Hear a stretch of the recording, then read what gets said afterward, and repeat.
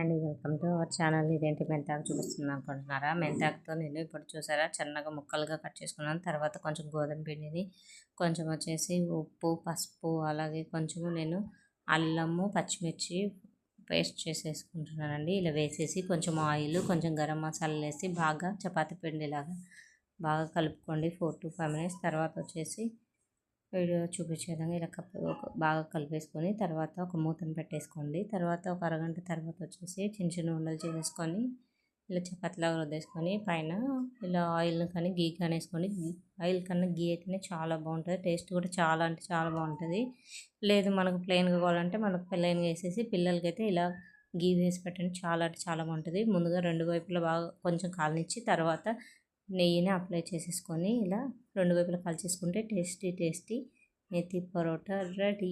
దీని కాంబినేషన్ వచ్చేసి పెరుగు కానీ లేదంటే పికిల్స్